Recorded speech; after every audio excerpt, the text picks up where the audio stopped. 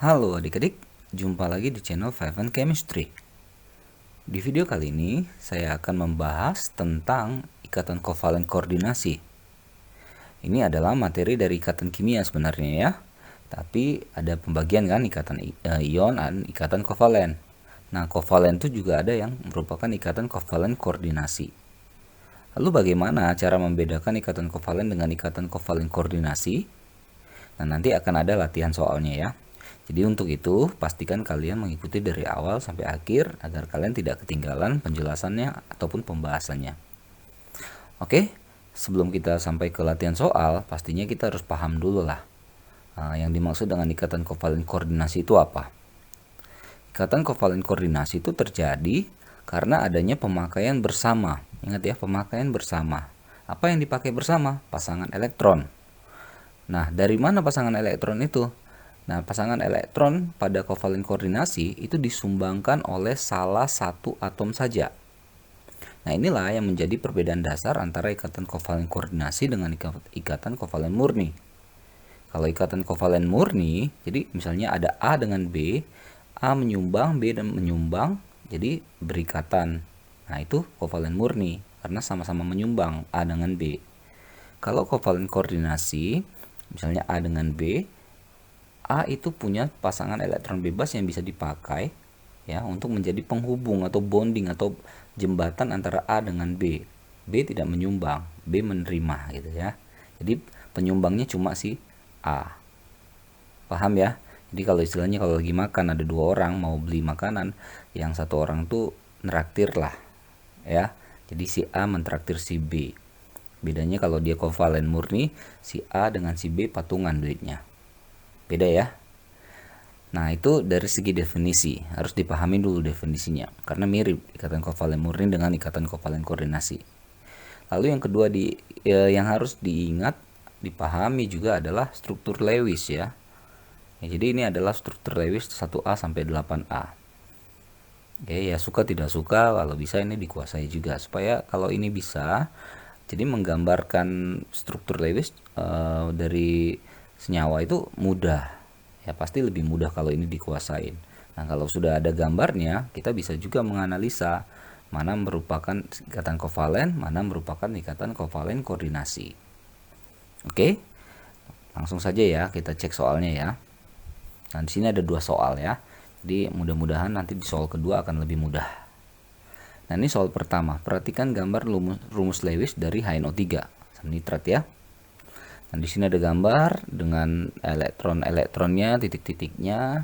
Juga ada nomor 1, 2, 3, 4, 5. Nah, di antara nomor 1 sampai 5 ini kita diminta untuk menentukan mana yang merupakan ikatan kovalen koordinasi. Nah, seperti yang saya katakan tadi, kita harus ingat ya, H itu berapa elektronnya ya, O itu berapa, N itu berapa. Oke. Nah, saya coba kasih warna yang berbeda. Misalnya H itu warna merah ya. Ada punya satu titik ya. O itu kan golongan 6 ya. Dia punya 6 titik. Ada 2 pair berpasangan, 2 single. Sedangkan N kasih warna hijau deh. Ya, ada sepasang dan ada 3 yang single. Oke. Nah, kita coba menggambarkan ya atau menunjukkan yang mana punya N, mana H, mana punya O. Ini hanya hilang. Nih. Nah, ini kan H punya satu ya. Di sini di ikatan ini. Sudah karena dia cuma punya satu elektron kan. Jadi otomatis dia punya satu ini. Nah, sedangkan yang satu lagi sudah otomatis juga punya si O ya. Sudah otomatis punya si O. Nah, O kan punya 6. Ini masih punya 1. Mana 5 lagi? 2, 3, 4, 5. Nah, salah satu dari sini pasti punya si O. Katakanlah yang ini. Berarti satu lagi punya siapa? Punya si N. Oke, hati-hati ya, jangan ketukar-tukar. N ada berapa nih? Ada 5. Ini sudah ada 1. 5-nya itu mana? Pasti ini 2 dia punya. Ini 2 lagi juga dia punya. Nah, sisanya itu pasti punya si O. Nih. 6 kan? Ini nanti gini ya bentuknya ya.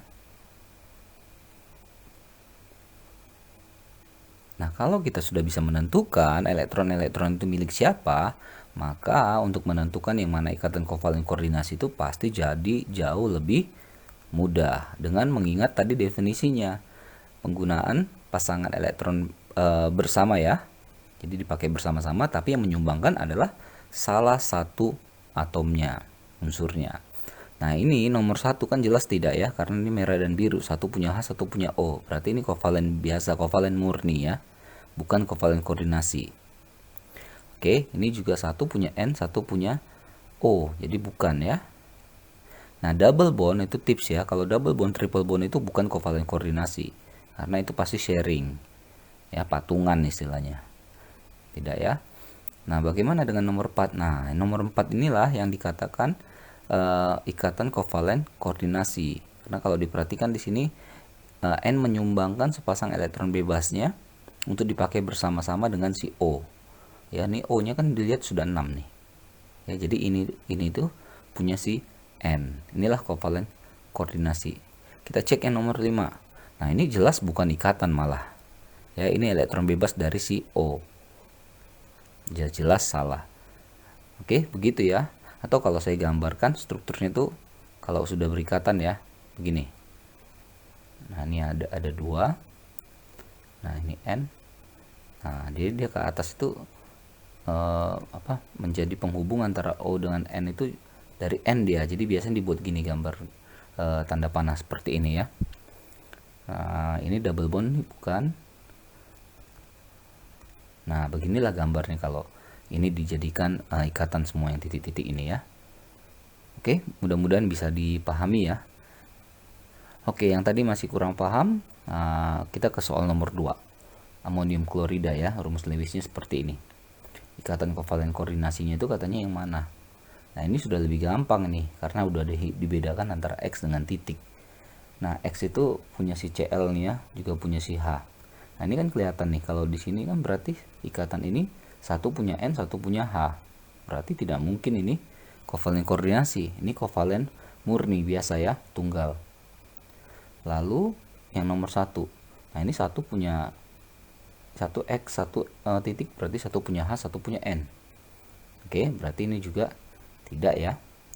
Demikian juga yang nomor 2 nih. Jelas tidak, beda. Nomor 3 nih jelas tidak, satu punya H, satu punya si Cl. Nah, inilah yang merupakan ikatan kovalen koordinasi. Kenapa? Tadi kan dari nomor 3 ini kelihatan bahwa H ini sudah berikatan dengan Cl. Ingat, H itu cuma punya satu elektronnya ya. Jadi kalau udah dipakai dengan Cl, dia udah nggak punya lagi. Jadi untuk bisa berikatan dengan si N, maka N lah yang memberikan sepasang elektron bebasnya untuk dipakai bersama. Kalau kita lihat N kan harusnya punya 5 kan nih. 1, 2, 3, 4, 5. Jadi ini punya si N. Oke? Jadi mudah-mudahan paham ya. Paham dulu definisinya ya. Pemakaian bersama pasangan elektron, di mana pasangan elektron itu berasal dari salah satu atom saja. Ya, dalam yang berikatan itu ya.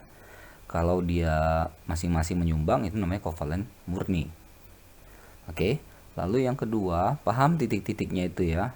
N berapa, O berapa, H berapa, Cl berapa. Ya mau tidak mau golongannya itu juga harus dikuasai. Oke, mudah-mudahan bermanfaat buat kalian yang sedang mempelajari materi ini maupun yang nanti akan review dengan materi ini. Oke, maaf kalau ada kekurangan, kesalahan. Kalian boleh tanya-tanya juga tentang materi kovalen koordinasi ini di kolom komentar ya. Pasti akan saya usahakan untuk saya jawab. Oke, cek terus, update terus video-video terbaru, video-video lainnya di channel 5N Chemistry. Bye-bye.